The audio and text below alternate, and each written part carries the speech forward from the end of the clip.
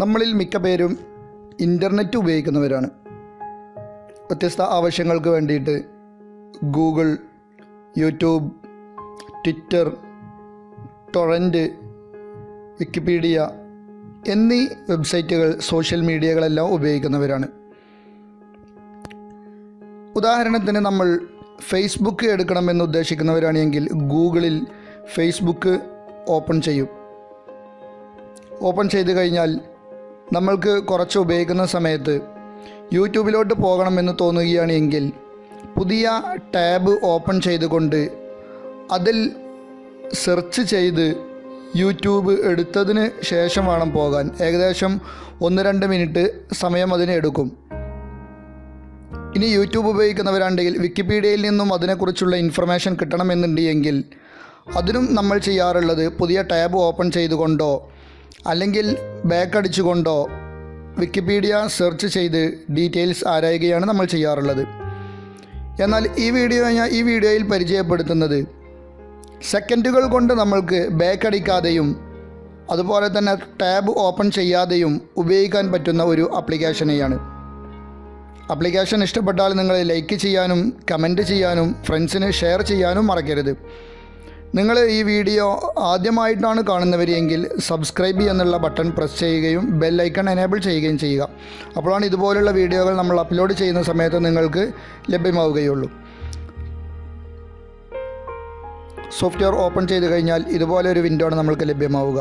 നമ്മൾക്ക് എന്താണോ വേണ്ടത് അത് മുകളിൽ ഈ ഗൂഗിൾ എന്ന് കാണുന്ന ഭാഗത്ത് ടൈപ്പ് ചെയ്യാതെ മുകളിൽ സെർച്ച് എന്ന് കാണുന്ന ഭാഗത്ത് ടൈപ്പ് ചെയ്യുക.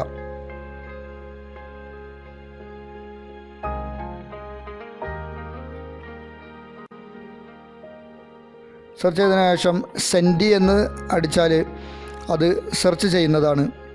ഗൂഗിൾ തിരഞ്ഞുകൊണ്ട് അതിൻ്റെ ഡീറ്റെയിൽസ് നമ്മൾക്ക് കിട്ടിയിട്ടുണ്ട്.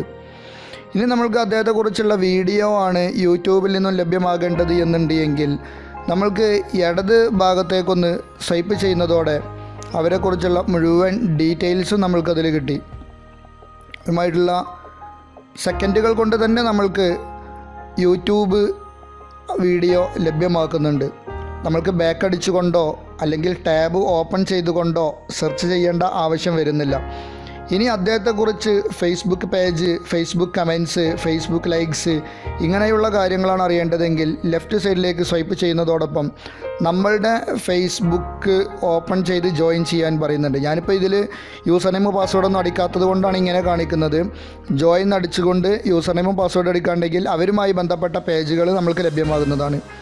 ഇനി ലെഫ്റ്റ് സൈഡിലേക്ക് സ്വൈപ്പ് ചെയ്താൽ വിക്കിപീഡിയയിൽ അദ്ദേഹത്തെക്കുറിച്ചുള്ള പുസ്തകങ്ങൾ, അദ്ദേഹത്തെക്കുറിച്ചുള്ള ഡീറ്റെയിൽസ് കാര്യങ്ങളെല്ലാം ലഭ്യമാകും. സച്ചിൻ ടെണ്ടുൽക്കർ എന്നുള്ളതിനെക്കുറിച്ചുള്ള ഡീറ്റെയിൽസ് എല്ലാം ലഭ്യമാകും. ഇങ്ങനെ ഏറ്റവും വേഗത്തിൽ നമ്മൾക്ക് ഉപയോഗിക്കാൻ കഴിയുന്ന ആപ്ലിക്കേഷനാണ് ഈ വീഡിയോയിൽ നിങ്ങൾ പരിചയപ്പെട്ടത്. സോഫ്റ്റ്വെയർ ഡൗൺലോഡ് ചെയ്യാനുള്ള ലിങ്ക് വീഡിയോക്ക് താഴെ നൽകിയിട്ടുണ്ട്.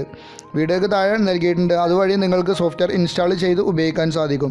ധാരാളം സമയലാഭത്തിനും അതുപോലെ തന്നെ കണ്ടൻറ്റുകൾ സെർച്ച് ചെയ്യാനും ഉപയോഗിക്കുന്ന ഒരു ആപ്ലിക്കേഷനാണ് ഇന്ന് നിങ്ങൾക്ക് മുന്നിൽ ഞാൻ പരിചയപ്പെടുത്തിയിട്ടുള്ളത്. വീഡിയോ എല്ലാവർക്കും ഇഷ്ടപ്പെട്ടിട്ടുണ്ടാകും എന്ന് വിചാരിക്കുന്നു.